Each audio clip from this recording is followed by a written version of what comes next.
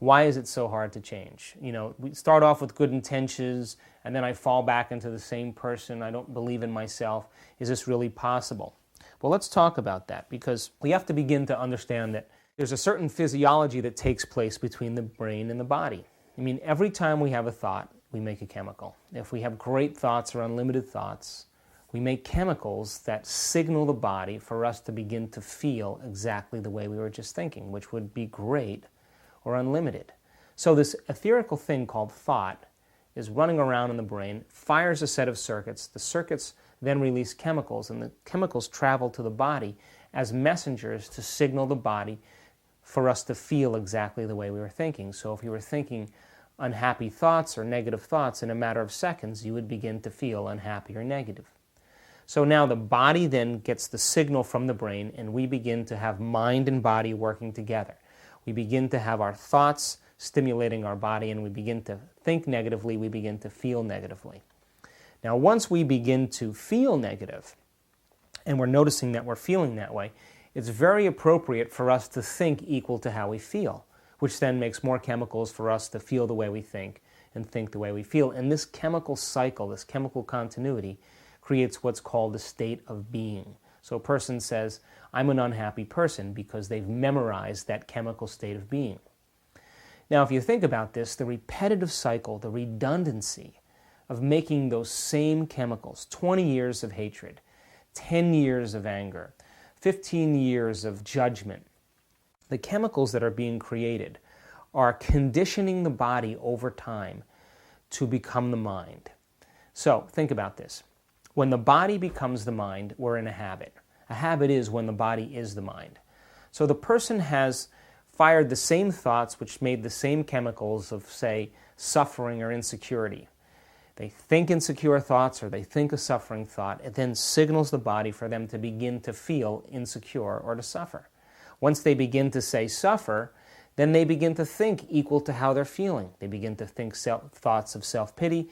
They begin to complain, they begin to blame, they begin to make excuses, which then makes them feel more suffering, which then allows them to continue this cycle. And when we begin to think and feel and think and feel over and over again, feelings become the means of thinking. And when we can't think greater than how we feel, we'll never change. To change actually is to think greater than how we feel. So let's just think about this now. A person has memorized a certain state. We'll say suffering because we're using that as an example. They've practiced it enough times, they've thought about it enough times, they felt it enough times. It's become their personality, an aspect of their personality. And by repeating the thoughts over and over again and repeating the feelings, I said, if we do that enough times, we condition the body to become the mind. Here's an example. So you say, well, how does the body become the mind? Well, if you're feeling in the state of mind called suffering, and you've mastered that feeling, the body knows better than the brain. And when we can repeat something that amount of times, we file it into a different memory system in which the body literally knows better than the brain. If you think about it, when you can't remember a phone number in your mind, but you pick up the receiver on your phone and your hands is able to dial the number. I mean, how is that possible? It means that you've practiced that so many times that the body knows better than the brain.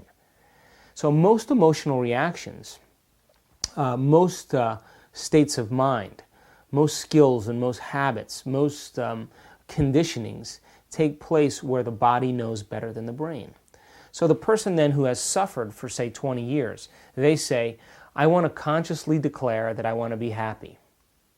But because the body has been conditioned for 20 years to be unhappy or to suffer, the mind and the body are not working together. So the body is the servant to the master.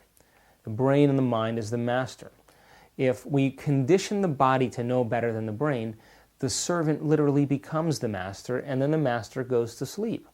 So now when we say we want to consciously, willfully declare happiness, the body, which has been conditioned to be unhappy, mind and body are working in opposition. So if the body knows the state of mind of unhappiness better than the conscious brain knows happiness, because it hasn't really had the experience, then the body just takes one stray thought from the environment and the next stimulus from the environment. And the next thing you know, the person begins to act in repeatable ways. So to change then is to lift the mind out of the body and to put it back in the brain. And that takes an act of will. That takes effort. Nobody tells us that change is going to be difficult. Nobody says, hey, in the midst of change, you're going to be uncomfortable. Well, it's true, because when you begin to break the same chemistry, you interrupt the chemical continuity of thinking and feeling. If you say, today I'm no longer going to suffer, today I'm no longer going to feel sorry for myself, today I'm no longer going to be making excuses or blaming anybody, and you begin to stop the same thoughts and same actions, you're no longer making the same chemistry to the body, and the body begins to go in chaos. It begins to revolt because it's been conditioned for 10 or 20 years. And it begins to send signals back to the brain. And it sends signals both through the central nervous system and through the circulatory system. If we no longer think the same thoughts and make the same chemistry, the body now all of a sudden notices that it's no longer getting its habitual conditioning. The cells of the body get together and they begin to send a signal back up to the brain through the central nervous system. I call that the fast track. When the amount of chemistry is no longer being produced by the brain, a part of the brain called the hypothalamus turns on. It's like the brain's thermostat. It notices that the chemistry for suffering is going down, and all of a sudden the thermostat begins to want to make more chemistry to bring everything back up to status quo again. I call that the slow track. So through the circulatory system and through the central nervous system, if the body has become the mind, it begins to send signals back to the brain, and those signals come in the form of what I call subvocalizations or chatter or voices that begin to tell us, you can start tomorrow, you're unworthy, this is a good reason to suffer, this doesn't feel right.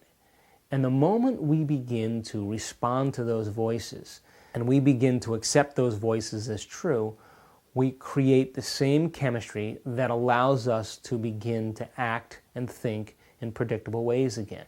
So most people don't change it because when they start to make their changes and they notice that they're going from mind being in one state and body being in another state. In other words, they've lived for the same way for 20 years being unhappy, and now they're going to try to willfully become happy, but the body has been conditioned to another agenda.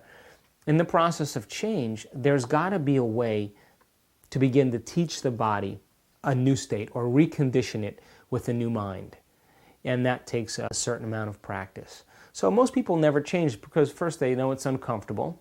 And when they start to feel uncomfortable, even though the familiar may not serve them, in other words, they're happy being unhappy. As long as they continue to feel the same feelings or the feelings become interrupted, it's easier for them to go back to the familiar even if it doesn't serve them. So they've memorized the state and they move back to that same state of mind. What's the result of that? They make the same choices, they choose the same relationships, they have the same circumstances in their life, and they move back to that same chemical state again. So to change then, we have to understand that we have to begin to think and act in different ways, and we have to unlearn those old states and make ourselves aware of them, and then relearn a new state, and that takes a certain amount of practice.